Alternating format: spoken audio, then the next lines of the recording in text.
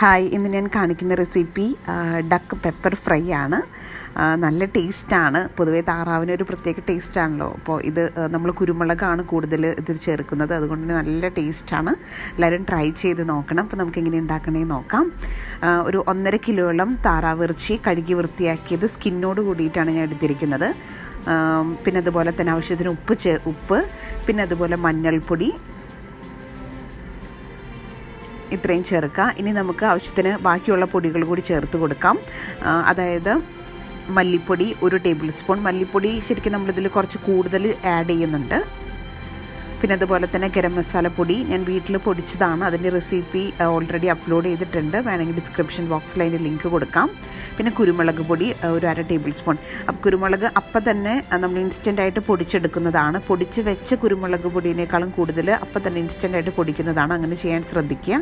പിന്നെ വിനാഗിരി 1 ടീസ്പൂൺ ചേർത്ത് കൊടുക്കാം.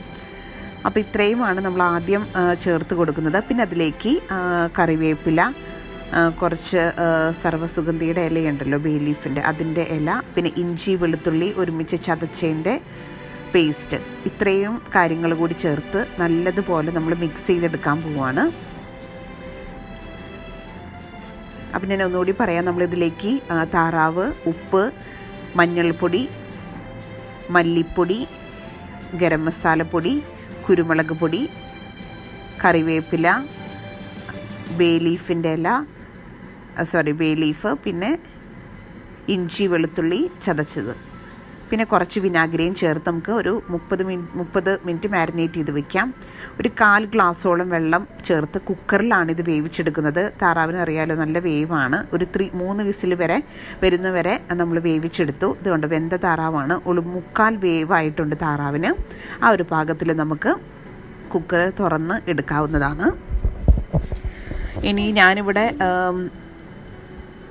ഒരു ഉരുളിയിലാണ് താറാവിനെ വരട്ടിയെടുക്കാൻ പോകുന്നത്, മസാലയിലൊക്കെ ഇട്ടിട്ട്. അപ്പോൾ അങ്ങനെയില്ലെങ്കിൽ നമ്മൾ സാധാരണ പാനിൽ നമുക്ക് ചെയ്യാവുന്നതാണ്. അപ്പോൾ അതിൻ്റെ ഫ്ലെയിം നമ്മൾ അതിനനുസരിച്ചിട്ട് അഡ്ജസ്റ്റ് ചെയ്ത് കൊടുക്കാം.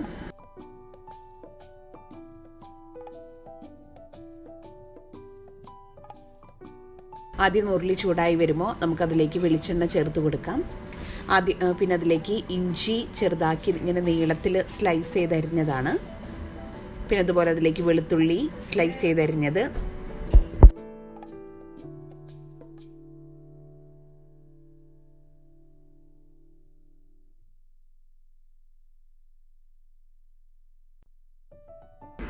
ഇഞ്ചിയുടെയും വെളുത്തുള്ളിയുടെയും ആ പച്ചമണം നമുക്ക് ജസ്റ്റ് ഒന്ന് മാറി വരുന്നവരെ വഴറ്റി കൊടുക്കാം. അത് കഴിഞ്ഞ് അതിലേക്ക് പച്ചമുളക് കീറിയതും കറിവേപ്പിലയും കൂടി ചേർത്ത് കൊടുക്കാം. ഞാനിവിടെ 2 പച്ചമുളക് എടുത്തിട്ടുള്ളൂ. നീളത്തിലുള്ള എരിവ് കുറഞ്ഞ മുളകാണ്.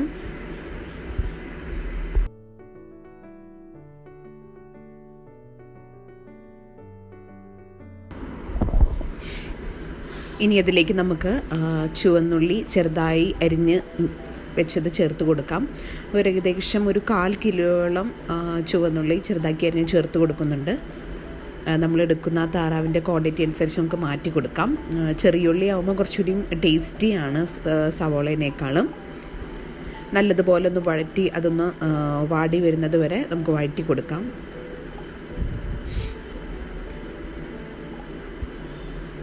അതിനുശേഷം നമുക്കതിലേക്ക് സവോള ഇവിടെ ഞാൻ ആകെ ഒരു 2 സവോള എടുത്തിട്ടുള്ളൂ. കാരണം നമ്മൾ ഓൾറെഡി കുറേ ചെറിയുള്ളി ചേർത്തത് കൊണ്ട് 2 സവോള, ചെറിയ സവോളയാണ്, നീളത്തിലരിഞ്ഞത് കൂടി ചേർത്ത് നന്നായി ഒന്ന് മിക്സ് ചെയ്ത് കൊടുക്കാം.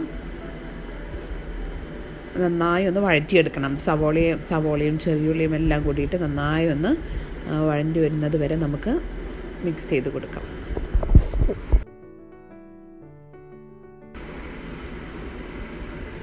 കണ്ടോ, ഈ ഒരു പരുവം വരെ നമുക്ക് സവോളയെല്ലാം വഴറ്റിയെടുക്കണം. അതിനുശേഷം നമുക്കതിലേക്ക് പൊടികൾ ചേർത്ത് കൊടുക്കാം. ഞാനിവിടെ കുറച്ച് മഞ്ഞൾപ്പൊടിയാണ് ചേർത്ത് കൊടുത്തിരിക്കുന്നത്. പിന്നെ മല്ലിപ്പൊടി ഏകദേശം 2 ടേബിൾ സ്പൂണോളം ചേർത്ത് കൊടുക്കുന്നുണ്ട്. ശ്രദ്ധിക്കുക, നമ്മൾ കുക്കറിൽ താറാവിനെ വേവിച്ചപ്പോൾ 1 ടേബിൾ സ്പൂൺ ചേർത്തിട്ടുണ്ട്. പിന്നെ ഇപ്പോൾ 2 ടേബിൾ സ്പൂൺ മല്ലിപ്പൊടി കൂടി ചേർത്ത് കൊടുക്കുന്നുണ്ട്. പിന്നെ കാശ്മീരി മുളക് പൊടിയാണ് ഞാൻ ചേർത്തിരിക്കുന്നത്. 1 ടേബിൾ സ്പൂണാണ് ചേർത്തിരിക്കുന്നത്. അപ്പോൾ അതിന് എരിവ് തീരെ കുറവായിരിക്കും. അപ്പോൾ നിങ്ങൾ എരിവിനനുസരിച്ചിട്ട് നോക്കിയിട്ട് വേണം ചേർത്ത് കൊടുക്കാനായിട്ട്. ഇവിടെ പച്ചമുളകിനും കാശ്മീരി മുളക് പൊടിക്കും എരിവ് കുറവാണ്. നമ്മൾ കൂടുതലും എരിവ് ഇതിലേക്ക് ഇറങ്ങുന്നത് കുരുമുളക് പൊടിയിൽ നിന്നാണ്. നമ്മൾ വേവിച്ചപ്പോൾ കുറച്ചിട്ടിട്ടുണ്ട് താറാവിൽ. ഇനി ബാക്കിയുള്ള കുരുമുളക് പൊടി നമ്മൾ താറാവ് ചേർത്തതിന് ശേഷമാണ് ഇട്ട് കൊടുക്കുന്നത്. ഇനി ഈ പൊടിയെല്ലാം നന്നായി മൂത്ത് വരുന്നത് വരെ നമുക്ക് വഴറ്റിയെടുക്കാം. കണ്ടോ, ഈ ഒരു പാകം വരെ നന്നായി വഴറ്റിയെടുക്കണം. ഒരു ഡാർക്ക് കളറൊക്കെ വരും, നല്ലൊരു മൂത്ത മണമൊക്കെ വരും. അതിനുശേഷം നമുക്കിതിലേക്ക് തക്കാളി ചേർത്ത് കൊടുക്കാം. അപ്പോൾ തക്കാളി ഒരു 2 തക്കാളി ചെറിയ സ്ക്വയർ പീസസ് ആക്കി അരിഞ്ഞെടുത്തതാണ് ചേർത്ത് കൊടുത്തിരിക്കുന്നത്. അത് നമുക്ക് നന്നായി ഒന്ന് വഴറ്റി കൊടുക്കാം. നന്നായിട്ട് നമ്മുടെ മസാല ഒന്ന് വഴഞ്ഞു വരുന്നത് വരെ നമുക്ക് ഇളക്കി കൊടുക്കാം. തക്കാളിയിൽ നിന്ന് ആ വെള്ളമൊക്കെ ഇറങ്ങി നന്നായി ഒന്ന് തക്കാളി ഉടഞ്ഞു വരണം. അതിനുശേഷമാണ് നമ്മളിനി അടുത്ത സ്റ്റെപ്പിലേക്ക് കിടക്കുന്നത്. ഏകദേശം ഒരു 5 മിനിറ്റോളം നമുക്കിതിങ്ങനെ കുക്ക് ചെയ്തെടുക്കാം.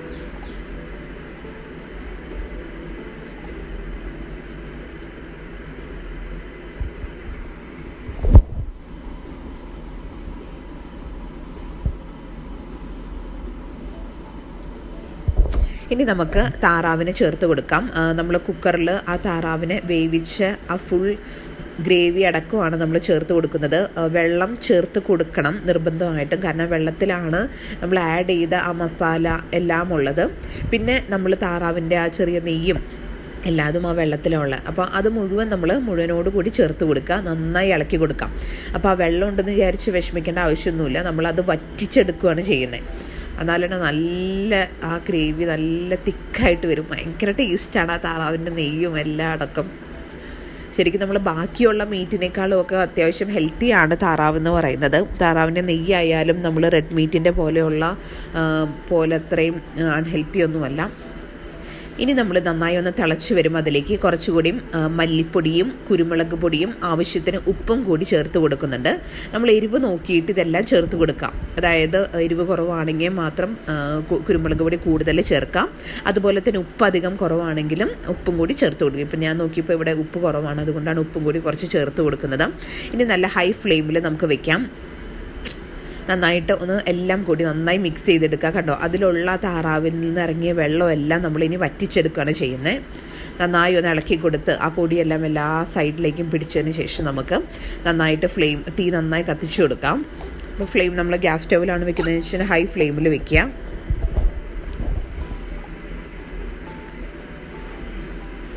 ഇനി നന്നായിട്ട് കണ്ടോ, ഈ ഒരു പാകം വരെ നമുക്ക് നന്നായിട്ട് ഇളക്കി കൊടുക്കാം. ഇപ്പോൾ ഓൾമോസ്റ്റ് ഏകദേശം ഒരു 10-15 മിനിറ്റോളം നമ്മളിത് വേവിച്ചെടുത്തിട്ടുണ്ട്. നമുക്കറിയാം, നമ്മൾ കുക്കറിൽ വേവിച്ചപ്പോൾ ഒരു 75% ആ ഡക്ക് കുക്കായി വന്നിട്ടുള്ളൂ. ബാക്കി 25% നമ്മൾ ഇതിൽ കിടന്ന് വഴറ്റി കുക്ക് ചെയ്തെടുക്കുകയാണ് ചെയ്യുന്നത്. അതിൻ്റെ വെള്ളമെല്ലാം വറ്റി വന്നിട്ടുമുണ്ട്. ഉപ്പോ എന്തെങ്കിലുമൊക്കെ വേണമെങ്കിൽ നമുക്കിപ്പോൾ ആഡ് ചെയ്ത് കൊടുക്കാം. നന്നായി മിക്സ് ചെയ്തെടുക്കുക.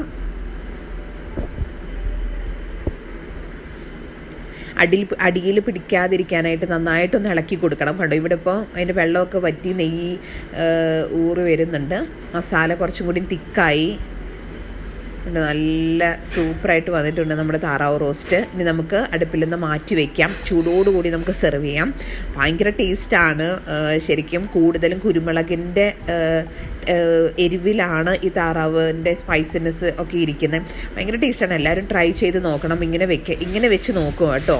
കൂടുതലും കുരുമുളക് ആഡ് ചെയ്തിട്ട് സ്പൈസിനെസ് കൺട്രോൾ ചെയ്യാൻ ട്രൈ ചെയ്യാം. താറാവ് ഇറച്ചി ഇങ്ങനെ വെച്ച് നോക്കിയിട്ട് എല്ലാവരും ട്രൈ ചെയ്ത് കമൻറ്റ്സ് അറിയിക്കണം. താങ്ക്